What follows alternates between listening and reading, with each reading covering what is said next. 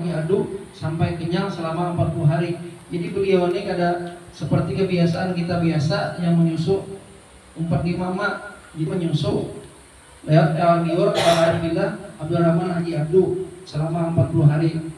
Nama beliau selagi kecil bernama Husairi. Sejak kecil termasuk seorang yang mahpus, yaitu seseorang yang keadaan yang jarang terjadi kecuali bagi orang yang sudah ditentukan oleh Allah Ta'ala. Beliau adalah seorang anak yang punya sifat dan pembawaan lain dari yang lain. Di antaranya beliau tidak pernah ihtilam atau di kita bahasa Banjar mimpi basah. Nah, jadi istimewa Sidin itu Sidin tidak pernah ihtilam, mimpi basah. Beliau sejak kecil selalu berada di samping kedua orang tuanya dan nenek beliau yang bernama Salbiah. Sedangkan Salbiah adalah orang yang mazub, artinya orang yang diangkat Allah dari segi akal basyariahnya diganti dengan akal rabbaniyah.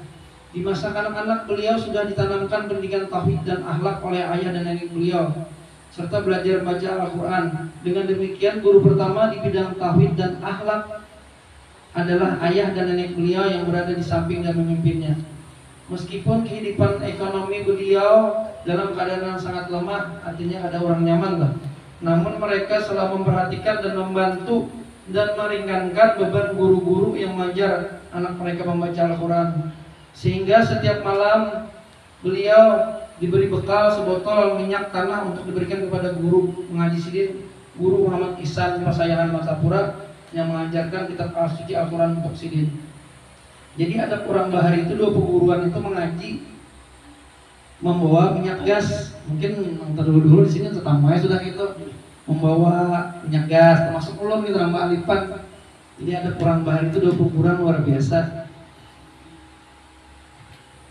Dalam usia kurang lebih 7 tahun beliau sudah belajar di Madrasah Kampung Keraton Martapura selama 2 tahun. Kemudian meneruskan ke Madrasah Darussalam Martapura sampai tamat. Dan sini tidak pernah sekolah SD. Dan sepengetahuan dulu waktu dulu di Banjarbaru, Sidin itu tidak pernah bisa menulis huruf Latin. Nah di sini tuh menulis huruf Arab Melayu aja, mengguruna.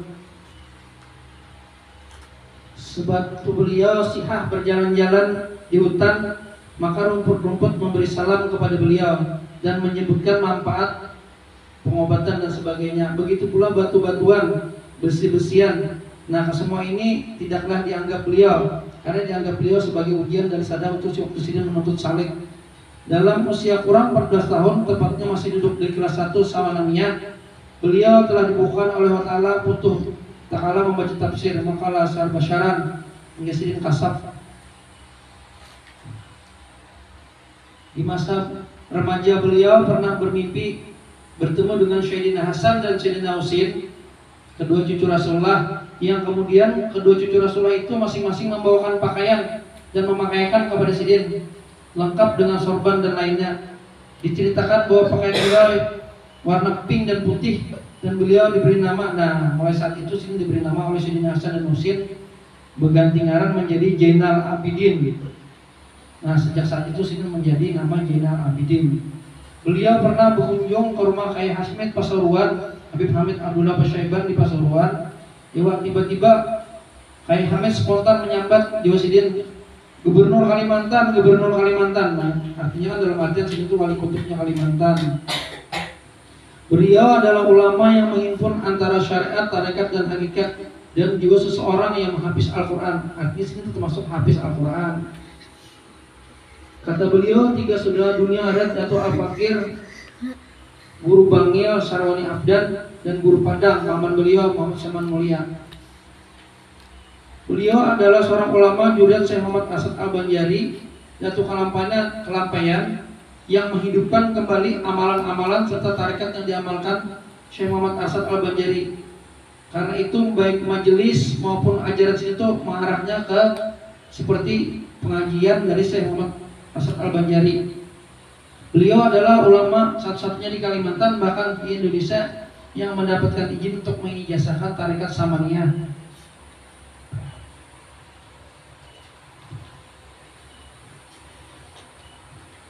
Guru sekumpul adalah juriat Syekh Muhammad Asad Al-Banjari, Datuk Kelampaian, dan juga beliau merupakan juriat Rasulullah.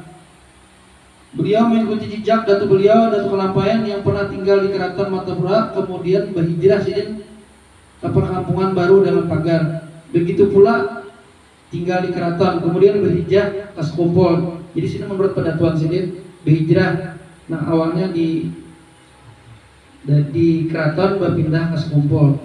Nah di sekumpul sini membuka komplek Araudah dalam regol yang kemudian meluas sekali ini sehingga dibentuklah gang-gang lain seperti Gang Taufik, Mahabbah, dan Gang Bersama dan lainnya.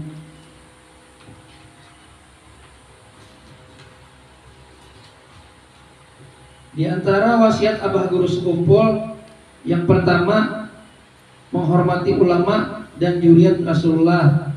Kedua, baik sangka. Tiga, murah diri. Empat, murah harta. Manis muka. Enam, jangan bahil atau kikir. Tujuh, pemurah, jangan menyakiti orang.